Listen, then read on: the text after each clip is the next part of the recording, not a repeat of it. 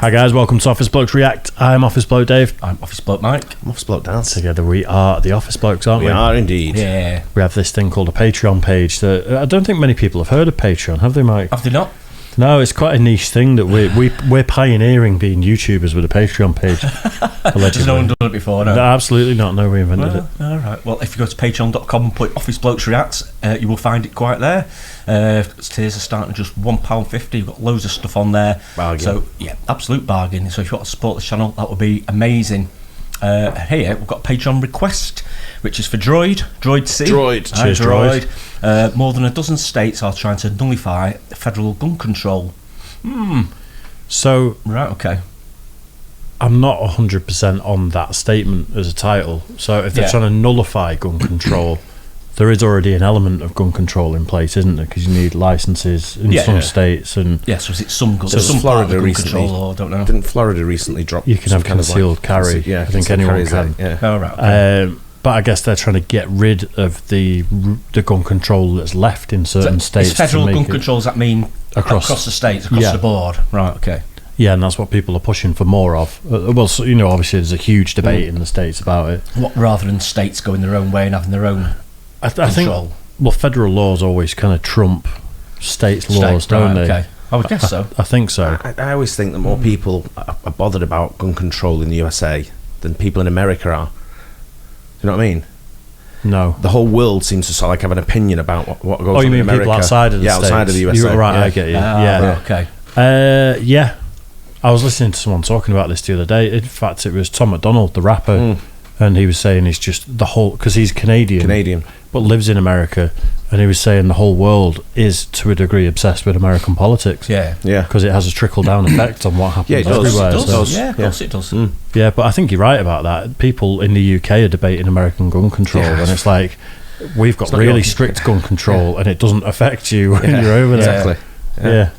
Interesting topic to sort of mull over a little bit, though. It is, that's yeah. for sure.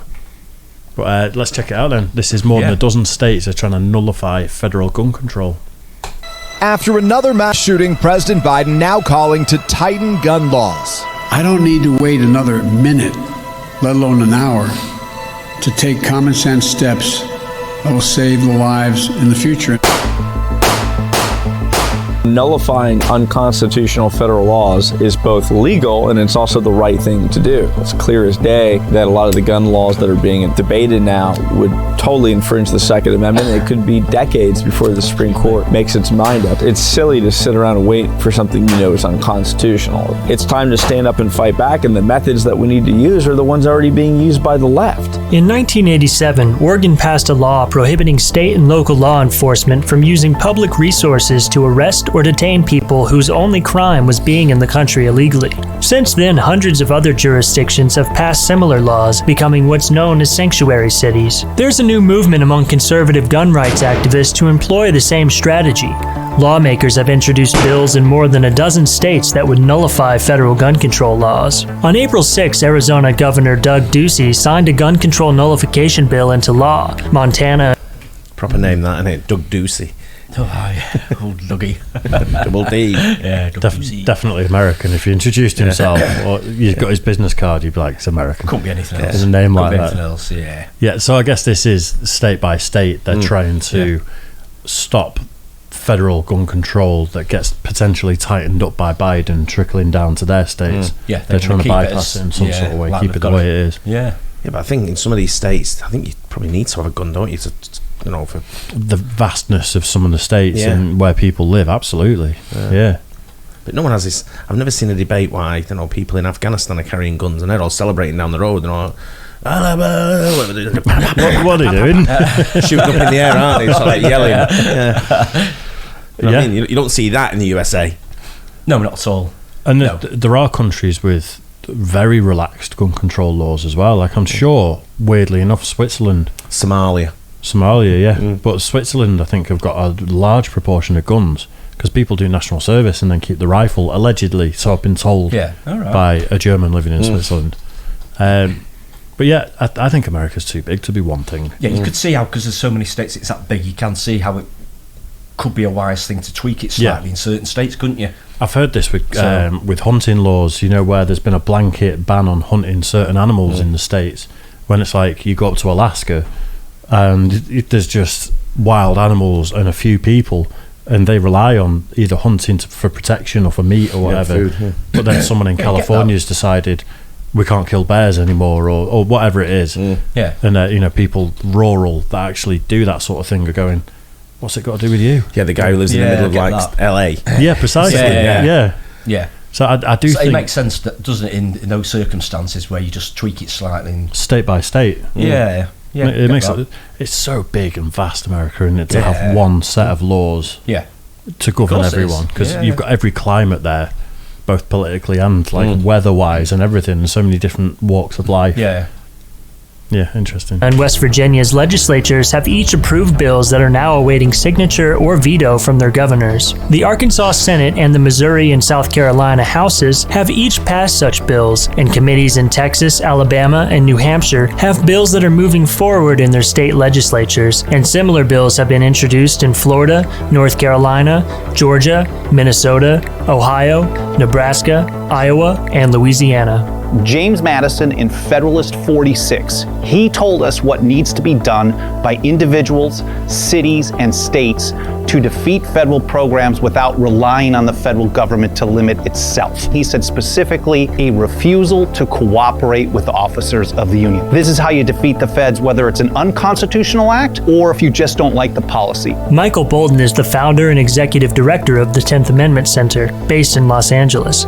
He studies and advocates for nullification of all kinds of federal overreach. We know this stuff has been working, and the right can continue to complain about the things that the left is successful at, or they can look at it, learn from it, and replicate it. I think the strategy is there. The strategy is known. It's just time to execute. Florida State Representative Anthony Sabatini is a co-sponsor of House Bill 1205, otherwise known as the Second Amendment Preservation Act. It prohibits any employee of the state of Florida from enforcing or attempting to enforce any federal act, law, executive order, administrative order, court order, rule, regulation, statute, or ordinance infringing on the right to keep and bear arms as ensured by the Second Amendment. If the bill passes, any state employee that assists in enforcing federal gun control laws would be permanently terminated. Defying federal law is something that the majority of states already do in one way or another, in the form of becoming immigration sanctuaries or through the legalization and decriminalization of marijuana and other drugs. I was going to mention that one. Weed is federally illegal across the whole of America,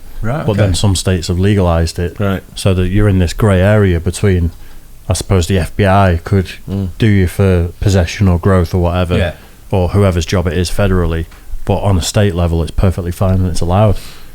So they've already got contradictory sort of laws in operation. Yeah, and with other things as well, like immigration as well, by the look of it. So, interesting. Well, make shit up as they go along anyway. Well, there's loads of corruption and backhanders in all governments. Polling day today, I know. It is. It's at my kid's school. Thankfully, the school stayed open though. Was it? I got there this morning and I was like, and then it was just one little room. Because it's a little village, so they're not going to shut the whole school for it. Well, in terms of the method, it's identical. What you're doing is basically saying we as a state are not going to do anything to assist in the enforcement of this unconstitutional law. So in that sense, the method's exactly the same. With marijuana, certain drug laws, basically they just stood down and they stopped cooperating. And what you saw with sanctuary cities was the same thing. They stopped reporting to and dealing with ICE, and that's basically what we're doing. The federal government is so big today that it can't enforce pretty much anything without the help of state and local law enforcement, state agencies, and the like. And when you opt out of enforcement, it renders that nearly impossible to enforce. The ATF only has about 5,500 employees for the whole country. About a third of them are in administration, and that means they don't have the manpower or resources to enforce federal gun control on their own. Their maximum capacity year in and year out is between 8,000 and 10,000 closed cases. So if you get a combination of more than 10,000 people violating a federal act, and then on top of it you have states and local communities refusing to participate in enforcement, you've then opened the door to actually nullify that federal act in practice and effect. Bolton says that that the legal case for nullification doesn't depend on the constitutionality of a law that a state wants to nullify, thanks to a legal doctrine known as AntiCommandeering, which has been upheld in 5 Supreme Court cases stretching from 1842 to 2018. It states that the federal government can't require states and localities to participate in the enforcement of federal laws. Talking about constitutionality actually does kind of get in the way of anti-commandeering, because you don't actually have to address the constitutionality of something to say you're not going to participate. A lot of people like that as a line in the sand, and I think that's a good approach, but I don't think they should be helping enforce federal gun control, even if a federal court says this federal gun control measure is constitutional. In March of 2018, when the Trump administration was fighting with local officials over the enforcement of federal immigration laws, John Bolton challenged the concept of nullification in an interview with Breitbart News Daily. The idea that law enforcement at lower levels shouldn't be required to cooperate with the feds is just unthinkable. That was also proposed by South Carolina Senator John C. Calhoun before the Civil War. That's right. To say that South Carolina and other slave states would not enforce federal law regarding slavery. People will use that line if they just don't like the policy. And of course, some people will just fall in line and say, well, that's evil and racist. But the bottom line is nullification as a tool, banning participation in federal enforcement, was actually a tool of the anti-slavery abolitionist North. And when South Carolina seceded, and same with Georgia and Mississippi, and I think Texas as well, they issued a document to explain their rationale, and they specifically cited Northern nullification of the Federal Fugitive Slave Act. Sabatini says the nullification bill he's sponsoring is popular among voters, which doesn't necessarily mean it's likely to pass. I know that at the grassroots level and throughout the state of Florida, this is one of the most popular bills filed in this session this year, if not the most popular bill. But you really never know what the chances are in the legislature. In other states, law enforcement groups like the sheriff's associations in Montana, Wyoming, and Missouri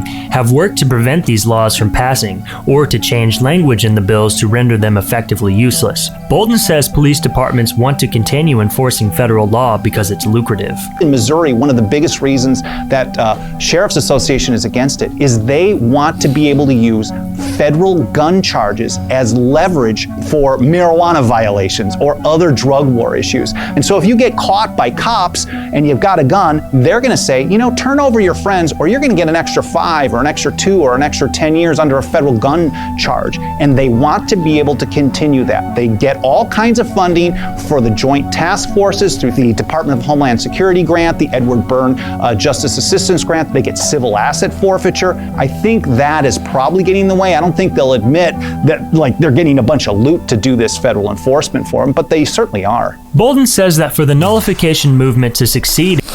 Yeah, interesting, that one, isn't it? There's definitely some quite intelligent debate that I don't fully understand going on, if I'm being honest. He's kind of saying that the law, the gun control law, they can apply it to other offences. Yeah, based on. I got that, and then it seemed like they're trying to mirror the model of, we've caught you with 10 pounds of weed, so you need to grass on the guy above you, otherwise you're going to and they're going to leverage that somehow with firearms. You've been caught with a federally illegal firearm. You need to grass on the shop that sold it you or the dealer that sold it you. So not particularly bothered about firearms per se, they're just using it as leverage to get charges on something else, aren't they? And funding by the sounds of it as well. And fill the prisons. Well, of course, yeah. Don't forget there's prisons for profit in the States as well. There's an incentive to keep people locked up in some places. It's crazy. I mean, it's not our debate to have, is it? No, that's what I was saying before at the start. Absolutely, it's one of them where people outside of the USA seem to be more interested in what's going on with gun control in the USA than people in the USA do. Yeah, that's the part of being one of the global superpowers, though, and being a sort of having the moral high ground on a lot of global issues is you're going to be over scrutinised for everything you do as well. I mean, for us, it's probably a bit difficult to understand why. Not why everyone has a gun, but it's different because we don't have any at all, do we? Well, barely. I said before, I can go and get a gun right now. Oh, no, you could do, but obviously it's not legal, and normally going down the street, you don't see anyone with a gun or anything like that. No, in the States, not that you know of anyway. You can do. Yeah, not that you know of. I obviously grew up shooting. I'm going to a shooting show on Saturday where it is literally dealers, gun ranges. Call it a proper shoot show. Yes, a shoot show. But that was terrible. But I'm not sort of angry at our gun laws over here. I think I don't know what they are. Well, no, same here. Handguns that are more than one shot are illegal. You can have black. So you can have like a revolver. No, you can have a black powder revolver where you've got to put wad in and black powder and lead balls. Fucking 7 people attacking you. Well, and you just want to go like. Bah, bah, bah, bah. That's part of the debate, isn't it? So you can have a black powder revolver, but you can't have. You can have a single shot revolver as well, and I think that sort of assuages the sports shooters. You know, like the skiers that shoot. They have a single shot things. As far as rifles go, no one's doing that over here, though, are they? Not really. Not many people. No. Unlikely. Shotguns, pretty much anything goes, but there's a limited capacity of 3 cartridges in every shotgun, unless you have a firearm certificate as well as a shotgun certificate, and then you can have as many as you want in your shotgun. So they crimp the barrels of not the barrels, but the sort of where the cartridges go in a shotgun. Rifles, you need a firearm certificate, which is quite hard to get nowadays. You've got to be part of a club for a certain amount of time, be proposed by members. You've got to justify how often you shoot. If you're not shooting enough, the government can just take your guns away. So you can't just have rifles sat in a gun cabinet in this country. You've got to be shooting regular. Oh, really? Yeah, they're really tightening it up at the moment. My thing is, if I see someone walking down the street, they got a gun, like in the USA. See someone down the street, they got a gun on the waist. You're like, he's got a gun. Someone's waving one around, you go, "Fuck, he's got a gun." There's two different context. And that's my gun laws. One's like, I'm feeling quite safe. He's got a gun, but he's not using it. Some guy waving one around. You're like, let's go. I'm that out here. Get out of here. I think we just find it fascinating over here about guns in general. I do. About gun shops and being able to go into a shop and get one. I think that's why we're probably not more bothered about it, but why we're, I don't know, maybe talk about it more. I don't know. Maybe because it's so alien to us. That's but where there's loads the in Somalia as well, like I say. Yeah, absolutely. Afghanistan and places like that. Culturally and everything, obviously, we're a lot closer to the US, though, aren't we, than a place like Somalia. And the US is the biggest country in the world, isn't it? And South Africa's out of control with it as well, isn't it? So there's loads of countries you can reel off. Yeah, of course, where gun control's like, it's an issue sort of thing for that particular country. Yeah, the thing where probably more of an issue than the US. Yeah, the thing where I'm conflicted about it is I always enjoyed, like, handguns were banned before I was old enough to shoot. Off the back of the Dunblane I didn't even massacre. know that. Well, it was Dunblane, which anyone watching this, go on Google it. It was a primary school. And it was a lunatic. But that was a failing of the police, because the guy had he was like, he should not have been allowed to have I think weapons. he was on the radar, wasn't he? But it sort of massively slipped through the net, and it's bad news. I enjoyed handguns. Like when I was in Vegas, I shot a handgun and just loved it, and it works for me. Really accurate. It just, something about it suits my style of shooting. But I wouldn't like people to be walking around with handguns in this country.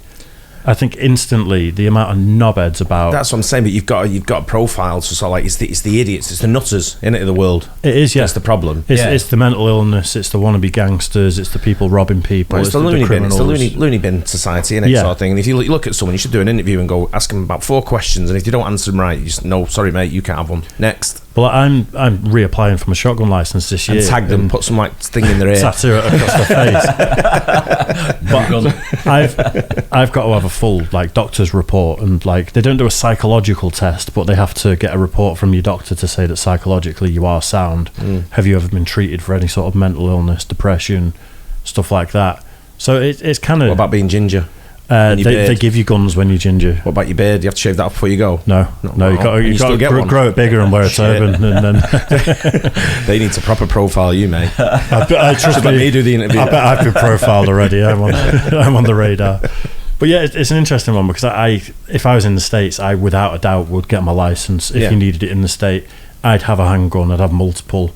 I'd have rifles, shotguns. I would. Johnny Rambo walking on the street with knives and everything, full body armour on. Make sure he lives in a state where he can carry him on the street. But I know I would do that, absolutely. I like the community of people, and I like shooting. But here, I wouldn't want to transplant their laws and move them over here. I think it'd just go nuts. We'd have at least a year or two of just many murders, being scared to go outside. Road rage. I kind of agree with that. Stuff. Yeah, I'd get one just for that. Well, then you'd have to get one for road rage. In the rare occurrence you may encounter some psycho that's got one, then you'd have to get one, and then it perpetuates, doesn't it? Then everyone's got a gun. I wouldn't have. I would never have one. Not even. No point me having one. Did it not interest you when you lived in the States? No. Did you shoot when you were there at all? No. I suppose like New Jersey. You were in Texas, though, weren't you? Texas and New Jersey, yeah. Yeah. I just didn't need one, did I? Yeah. Don't need one now. No, that's it. Just not into shooting, so I'm not asked. Yeah. Someone says I've got a gun, I'll be like, and?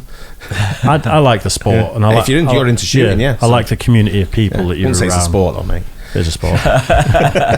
Clutching there, you're doing that modern pentathlon next with your skiing as well. Shooting, skateboarding. It's not even proper skiing, it's just sliding across the ice like that, and like, for miles, and then pulling out your gun out your back and going pam, and then putting it back and then going like that again for another 450 miles. It sounds shite. It's horrible, isn't it? It looks like a lot of hard work, doesn't it, for absolute nothing. shit. Just to shoot the middle out of a little target over there as well. It's not even like there's any fun or moving targets or anything. When you get a pair of skis downhill, so you're not putting any. Yeah, you're doing like when you're skiing downhill and you're doing like 100 mile an hour. Yeah, get that. Kind of get that. And then they should shoot at them. That's skill. Tommy ski guns, jump, pull. Tommy guns akimbo. Ski jump. While you're skiing down the hill as fast as you can, you've got to shoot targets either side of you. Or people are shooting at you. Yeah, well, there's explosions and fire and stuff. I've got it nailed down here, lads. Let's get on it. Come on, got it. Yeah, legalise Tommy guns in the UK and ski resorts. They're getting a bunch of loot to do this federal enforcement for them, but they certainly are. Bolton says that for the nullification movement to succeed against gun control laws and beyond, more Americans will have to recognize that the most effective way to oppose federal policies that violate their rights is at the local level. The whole idea of federalism is so important because it's the only way you can have a country with a few hundred million people living together with a wide range of social, economic, political viewpoints together in peace. What's right for people in California is probably not right for people in South Carolina and vice versa. And when we see things that come down from a one-size-fits-all centralized solution, I don't think anyone really ever gets what they want. And that's why this kind of movement, I think, is so important. When you reject a federal centralized approach and you start taking your own view locally or on a state level, we see how things can grow. And that's exactly what's happened now with 36 states defying Washington, D.C. on a plant. And I think we can replicate that on other issues and learn that localism is really the way forward for liberty. I like the word localism. I get that. Yeah, and that's absolutely. I'm fully behind that. I think certain things that's got to be countrywide, certain law and order things. We can all agree on the staples of law and order. All countries across the world pretty much agree on the same framework to a degree. You know, like a modern forward-thinking society. Then you've got to have certain levels of law and order. Like Iran. Yeah. But absolutely locally, you've got to be able to tweak it here and there, haven't you, for certain things. I agree. Yeah. You think someone in Washington is going to tell someone in Hawaii how to live their life? That's it. And it's like they couldn't be further removed from each other. I mean, I'm sure we have certain ones locally with local councils that are slightly different than other places in the country, or in Scotland or Wales or something. I think they've got devolution, so they do things slightly differently as well, don't they? Which is fine. If it suits, if places are just a little bit different, people are a bit different, or been brought up differently. There's certain little things that you can tweak along the way. But we have that same kind of thing down here with localism, like we're saying, or localisation, whichever you call it, with a north-south divide.